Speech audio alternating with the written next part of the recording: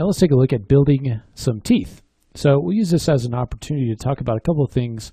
One thing is that if you have an object selected and you're in edit mode, if you then add another polygon object, it's going to actually be contained within this existing object. And so if you want it to be separate, make sure you're in object mode, and then we can come in and let's create a cone as kind of the basis for our tooth. And you can choose the number of points. I'm going to take this down to maybe 8 points, so it's a little bit lower resolution. Okay, and then as far as the radius goes, we can kind of play with that and make it fairly small in the radius 2, which is kind of the point here. And you can turn off the visibility of your guy here as well.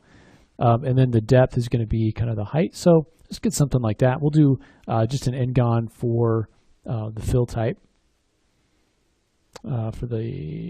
So let's go ahead and go now to edit mode. And I'm going to turn off the visibility of the body here. And then I just want to use the knife to get rid of this n-gon up at the top.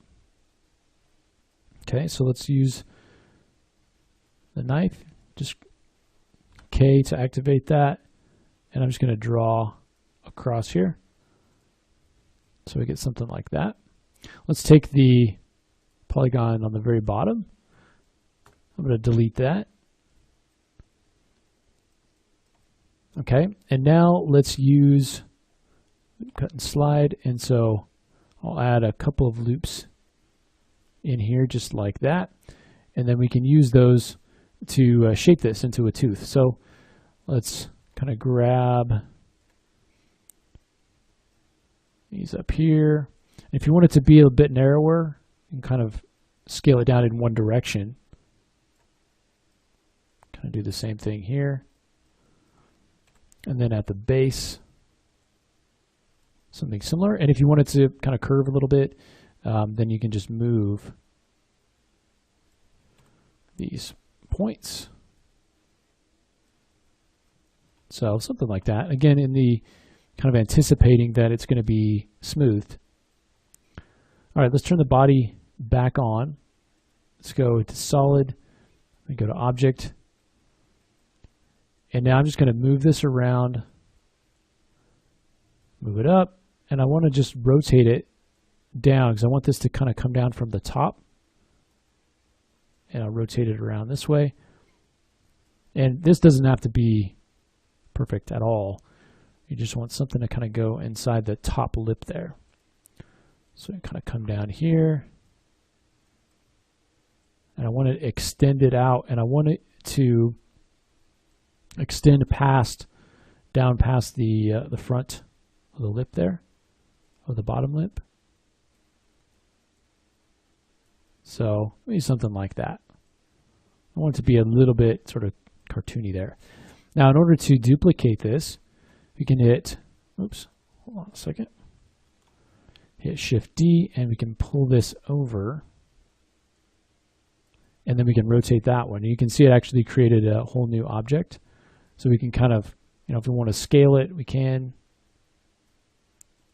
position it and rotate it a little bit differently. I don't want it to penetrate in.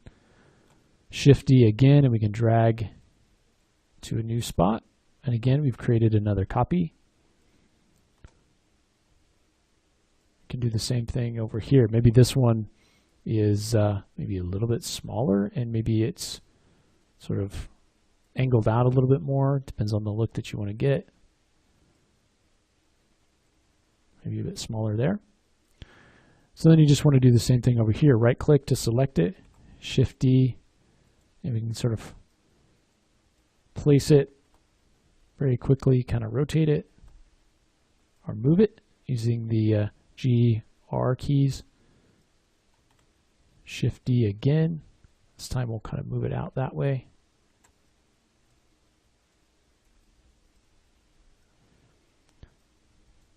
So something like that. Okay, so once we've got all these teeth, they're all separate pieces, which may be what you want. But in some cases, you may want these to all be part of the same piece of geometry. Remember we talked about if you were to create them in edit mode, they'd be all part of the same piece. So what if we have these pieces that are separate now, we want them to be part of the same piece? Well, we can actually go in and select them. So I'm just going to shift click on all of these. Okay, and we want to join these together. So I'm just going to hit Control J to join those, and you can see that now we have a single object here. If you go to Object, you'll see Join is right up here, and you can tell the hotkey right here, Join. So Control J will allow you to join those together. So now we have one single object. We can call this something like teeth. And then to that teeth, we can go make sure we're on the wrench, add modifier. We can add a subdivision surface to make sure that those teeth are nice and smooth. All right, so there are our teeth. Now, the body is really very plain. There's not a lot of detail. We just kind of basically built up this real simple shape. So in the next lesson, let's take a look at using the multi-res sculpt modifier with the sculpting tools here in Blender to kind of create a little bit more interesting shape to our body. So let's do that next.